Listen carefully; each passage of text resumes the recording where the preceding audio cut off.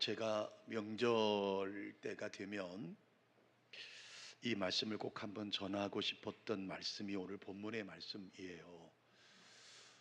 여러분 명절 잘 보내셨습니까? 저도 덕분에 강원도 저 산골까지 어머니에게 갔다 왔습니다. 저 원래 계획은 한 2박 3일 정도 어머니와 함께 있고 싶었는데 저희 어머니 집이 워낙 오래된 주택이다 보니 잠을 잘 수가 없어요. 그래서 하루 만에 결국은 포기하고 내려왔습니다. 얼마나 비가 많이 오는지요. 자, 여러분에게 묻습니다. 여러분 이번 명절에 가장 많이 드신 음식이 뭘까요? 가장 많이 드신 음식이 뭘까요? 뭐 대답 안 하시면 서로 쳐다보다가 입에 끝내겠습니다. 사람은 먹고 사는 것과 뗄래야 뗄 수가 없습니다. 먹지 않고 살 수 있는 사람은 여러분 아무도 없어요. 그래서 우리는 먹기 위해 사느냐 아니면 살기 위해 먹느냐를 논하지만 그만큼 음식은 우리의 삶과 뗄래야 뗄 수가 없습니다. 음식을 떠나서는 살 수 없는 존재라는 것이죠. 여러분 이 음식에 대해서 성경은 하나님께서 우리 음식에 관한 이야기를 오늘 본문에 말씀을 해주고 계세요. 하나님께서는 천지창조를 하시면서 음식에 대해서 말씀하십니다. 창세기 1장 30절 오늘 본문의 말씀을 보시면 이렇게 말씀으로 출발하고 있습니다. 또 땅의 모든 짐승과 하늘의 모든 새와 생명이 있어 땅에 기는 모든 것에게는 뭘 주신다고요? 내가 푸른 풀을 먹을 거리로 주노라 하시니 그대로 되었다고 말씀합니다.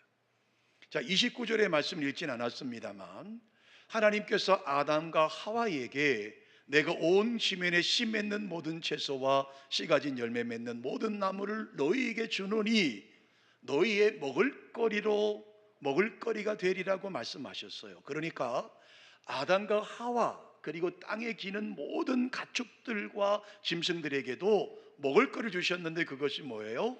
푸른 채소를 말씀하고 있습니다. 여러분 이 푸른 채소를 먹게 하셨던 하나님께서 말씀하신 그 시대의 평균적인 나이의 수명을 보았더니 약 900여 살을 살았다고 말씀하고 있습니다. 그런데 사람들이 범죄하기 시작하고 죄가 관영하기 시작합니다. 하나님께서 인간을 만드신 것을 후회하실 정도의 죄가 이 땅에 관영했습니다. 결국 하나님께서는 물로 심판을 하셨고 바로 홍수로 세상을 멸망하게 하셨어요. 그리고 여러분 특이하게 하나님은 이 노아 홍수 사건이 있고 난 후에 음식에 관한 이야기를 하십니다. 창세기 9장 3절 말씀을 보시면 자 우리 다 같이 한번 읽어보실까요?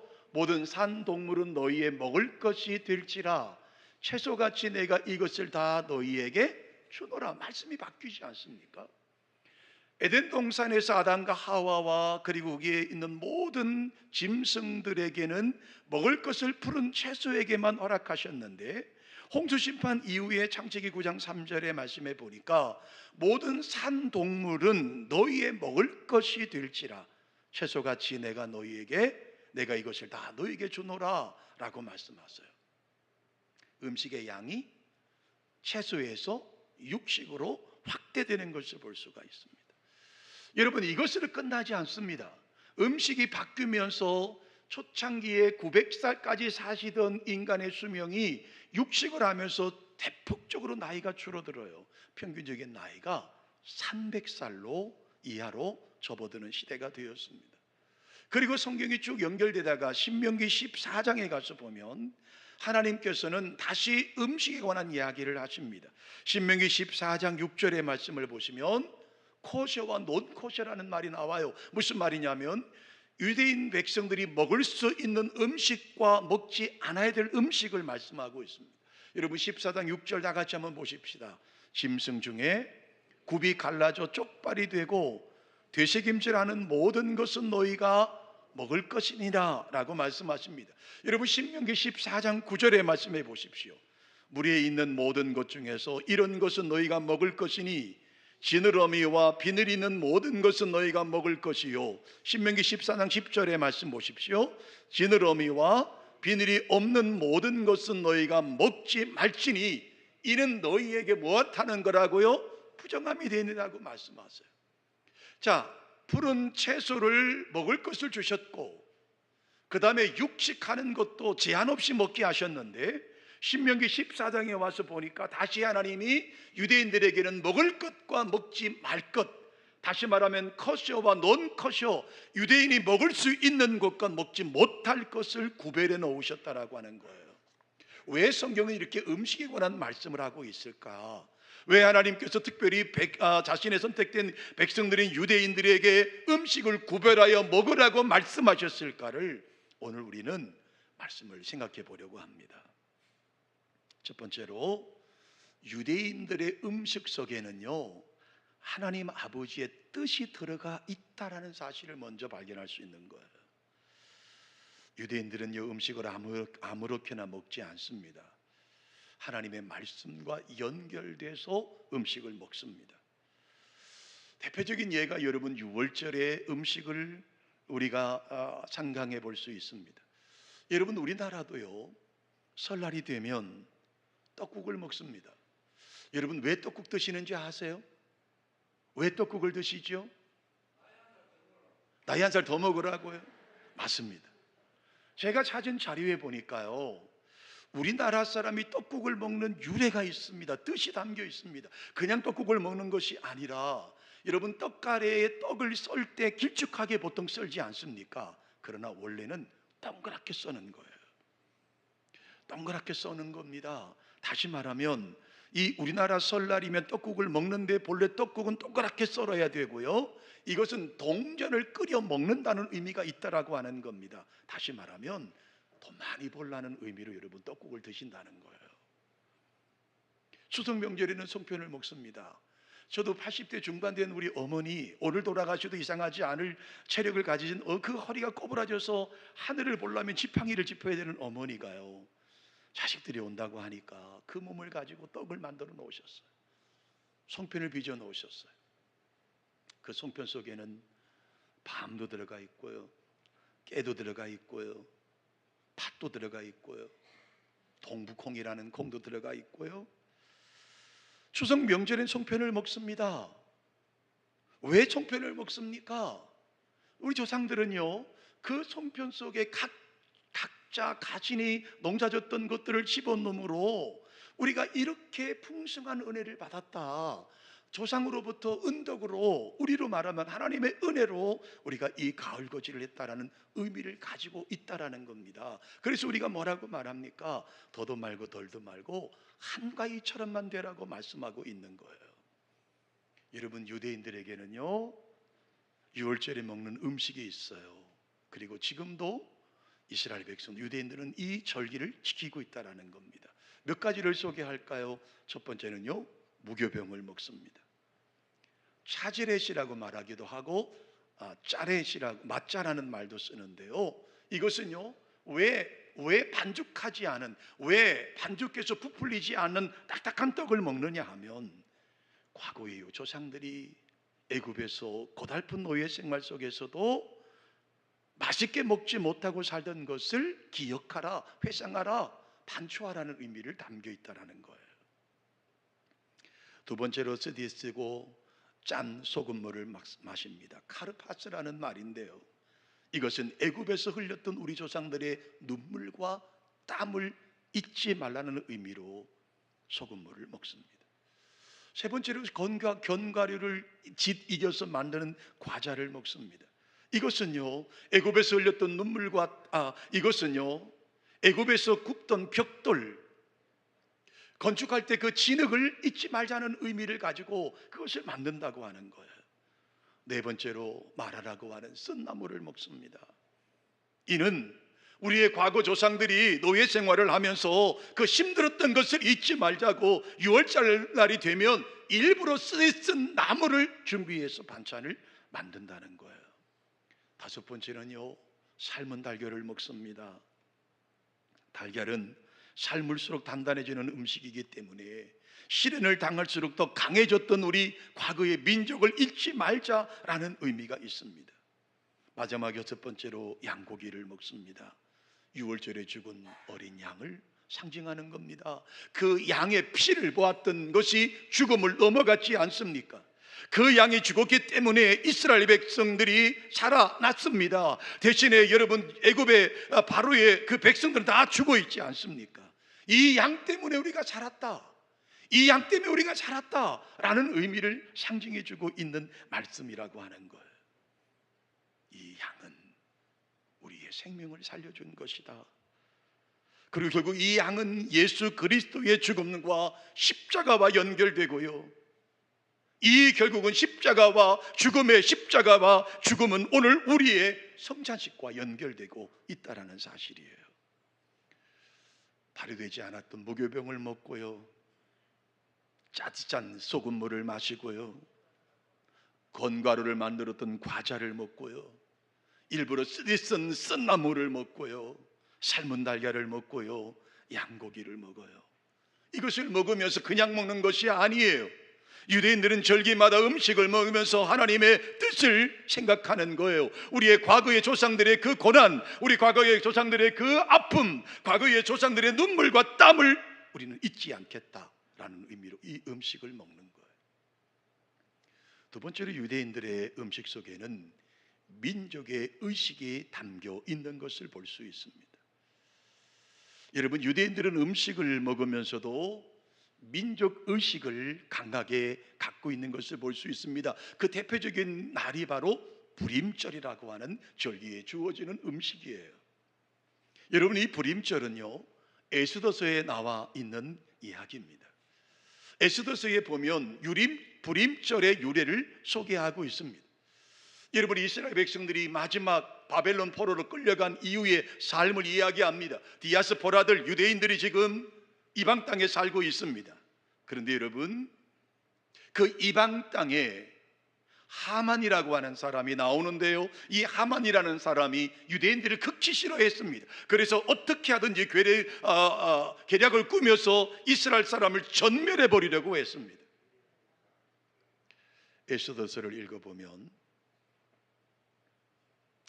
모르드게와 에스더가, 여러분이 잘 아시는, 내가 죽으면 죽으리라는 각오로 기도와 금식을 하고, 결국은 하나님께서 유대인을 죽이려고 했던 하만의 계략이 들통남으로 말미암아 유대인은 살았고, 그리고 하만과 그의 10명의 아들들이 한꺼번에 죽임을 당하는 사건, 바로 그날이 불임절이라고 하는 거예요. 유대인들은 오늘날도 이 불임절을 지키고 있다고 합니다. 그날은 울긋불긋한 옷을 입고요, 머리에 흰 수건을 두르고 거리를 나갑니다. 이 불임절 아침은 금식을 하고요, 음식을 먹지 않습니다. 그리고 저녁에 회당에 모이는데 독특한 것이 있습니다. 회당에 모일 때 그냥 모이는 것이 아니라 노이즈 메이커라고 하는 기구를 가지고 오는데요, 이것을 그레거스라고 말하기도 하고 아사넴이라는 말하기도 하는데, 이 말은 무슨 말이냐면 시끄러운 소리를 바라는 것을 가지고 온다는 겁니다. 보통은 나무로 만들어지기도 하고 금속으로 만들어지기도 하는 것을 가지고 회당에 모인다는 겁니다. 그리고 이 불임절, 성경에 보면 불임절은 유대력으로 아다르월 14일인데요, 태양력으로 보면 2월 말이나 3월 초에 있는 행사이기도 하죠. 그리고 그들은 회당에 모입니다. 그리고 에스더서 1장부터 10장까지를 한 사람이 낭독을 합니다. 여러분, 심지어 몸이 불편해서 회당에 가지 못하는 사람은 반드시 가정에서도 에스더서를 반드시 읽어야 되는 날이기도 합니다. 그러나 여러분, 이 에스더서를 읽을 때 지켜야 할 규칙이 하나 있습니다. 대중 앞에 선 한 사람이 에스더를 처음부터 끝까지 읽습니다. 1장부터 10장까지 끝까지 읽습니다. 그런데 이 네 구절이 나올 때는 평상시의 목소리 아니라 훨씬 더 큰 소리로 이 말씀을 읽는다는 거예요. 화면을 보십시오. 에스더서 2장 5절에 이 말씀은 앞에서 성경을 읽는 사람이 큰 소리로 읽는 구절이에요. 도성수산에 한 유다인이 있으니 이름은 모르드게라. 그는 베냐민 자손이니 기스의 증손이요 시므이의 손자요 야일의 아들이라. 이 성경 구절에 나오면 이 성경을 읽는 사람은 평상시의 목소리가 아니라 훨씬 더 큰 소리로 이 구절을 읽어요. 다시 또 조용한 톤으로 성경을 읽어나갑니다. 에스더 8장 15절에 가시면 이 본문이 또 나와요. 모르드게가 부르고 신조복을 입고 큰 금관을 쓰고 자색 가는 뱃 겉옷을 입고 왕 앞에 나오니 수산성이 즐거이 부르며 기뻐하고 라는 말씀은 또 조용히 읽던 것이 아니라 큰 소리로 읽습니다. 그리고 다시 8장 16절에 가서 유다인에게는 영광과 즐거움과 기쁨과 존귀함이 있는지라 또 큰 소리로 읽어요. 10장 3절의 말씀에 보면 유다인 모르드게가 아하스로의 왕의 다음이 되고 유다인 중에 크게 존경받고 그의 허다한 형제들에게 사랑을 받고 그의 백성의 이익을 도모하며 그의 모든 종족을 안위하였더라라는 말씀을 마지막으로 읽으면서 큰 소리로 또 읽게 되는 거예요. 이것이 첫 번째 원칙이에요. 두 번째 원칙이 있습니다. 하만이라고 하는 이름이 나오는 소리를 들으면 아까 회당에 나올 때 가지고 왔던 노이즈 메이커라고 하는 그 시끄러운 소리를 바라는 것을 소리를 내야 되는 거예요. 하만이라는 이름이 나올 때마다 그들이 이 시끄러운 것을 흔듭니다. 소리를 발해서 회중들이 하만이라는 이름을 듣지 못하도록 하는 절칙이 있다라는 거예요. 그런데 이것도 자료를 찾아보았더니요 의미가 있어요. 신명기 25장 19절의 말씀을 보십시오. 함께 읽어보실까요? 너는 천하에서 아말렉에 대한 기억을 지워버리라. 너는 잊지 말지니라. 이 아말렉의 후손이 누구냐? 하만이라고 하는 겁니다. 하만은 아말렉의 후손이라는 거예요. 그러니까 신명기 25장 19절의 말씀을 비추어서 보면 이 에스더서를 읽을 때 하만이라는 이름이 나올 때마다 그들은 그것을 심하게 흔들어서 그를 잊어버리자, 기억하지 말자라는 의미를 가지고 있다라는 거예요. 세 번째, 에스더서를 읽는 사람은 에스더 9장 7절에서 10절에 나오는 하만의 10명의 아들들이 같이 죽임을 당하는데 이 하만의 아들들의 이름이 나올 때는 숨을 쉬지 않는다는 철칙이 있습니다. 그러니까 한꺼번에 10명을 다 읽어야 되는 거예요. 10명의 이름을 숨을 쉬지 않고 읽어야 되는 거예요. 이것은 무엇을 상징하느냐고 하면 그들이 한날 같은 시간에 처형되었음을 기억하라고 하는 의미를 가지고 있다라고 하는 거예요. 음식을 빼내올 수가 없겠죠. 유대인들은 어김없이 불임절 음식이 있습니다. 유대인들은 아침을 금식한다고 했습니다. 그리고 점심부터 저녁 식사를 하게 되는데요, 이때 반드시 삶은 콩과 그리고 삶은 완두콩을 먹습니다. 이것도 이유가 있어요. 이는 다니엘이 느부갓네살 왕제의 궁중에서 유대인의 식탁법을 지키기 위해서 육식을 피하고 채식한 것을 기념하려고 하는 의미가 그 속에 담겨 있다라고 하는 거예요. 독특하게 유대인들은 마치 우리 강원도 저희의 고향에서 설날이 되면 만두를 빚는 것처럼 유대인들은 양귀비씨나 과일을 넣어서 만드는 삼각형의 조그마한 주머니를 음식을 만들어요.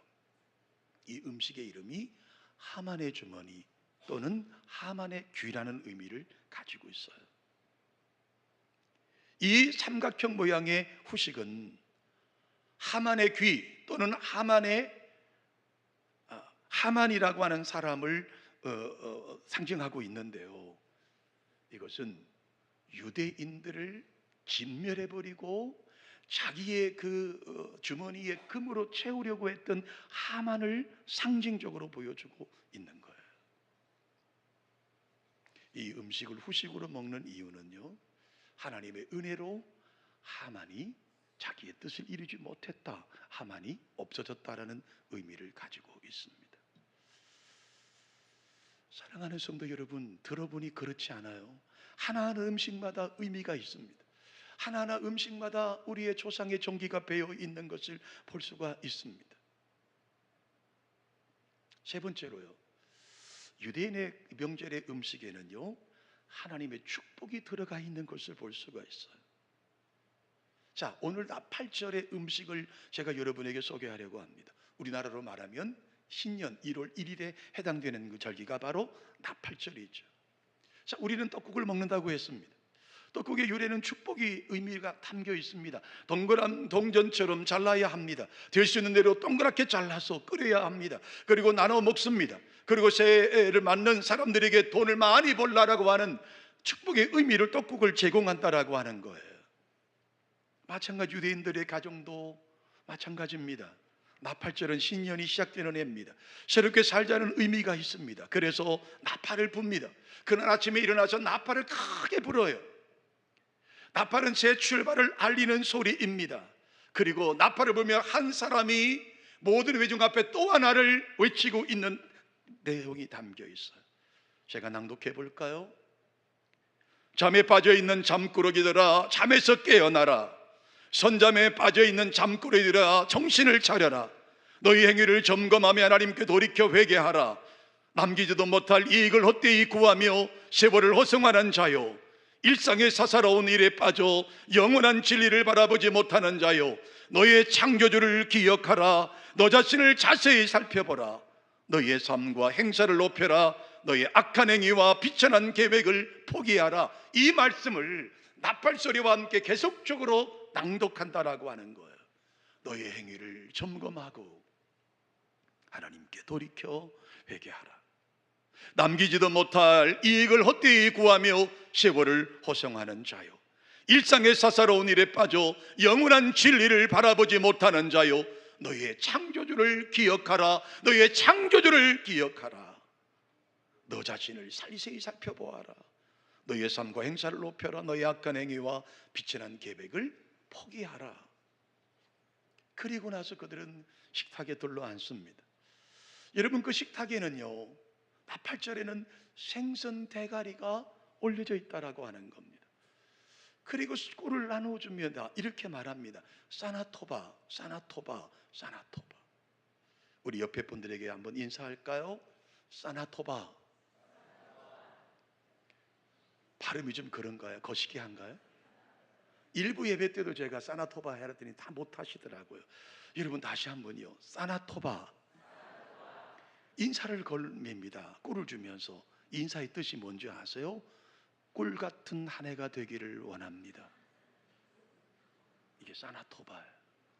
자, 옆에 사람에게 의미를 아셨으니까 인사 다시 한번 합니다. 사나토바. 꿀 같은 한 해가 되기를 원합니다. 아멘. 의미가 있잖아요. 뿐만 아니라 그들은 생선대가리를 먹습니다. 왜 생선대가리를 먹을까요? 왜 샘송의 몸통과 꼬리를 먹지 않을까요? 의미가 있습니다. 머리가 될지언정 꼬리는 되지 말라. 올 한 해 당신은 머리가 되고 꼬리가 되지 말라는 의미를 가지고 있다라고 하는 겁니다. 사랑하는 드림 가족 여러분, 그렇습니다.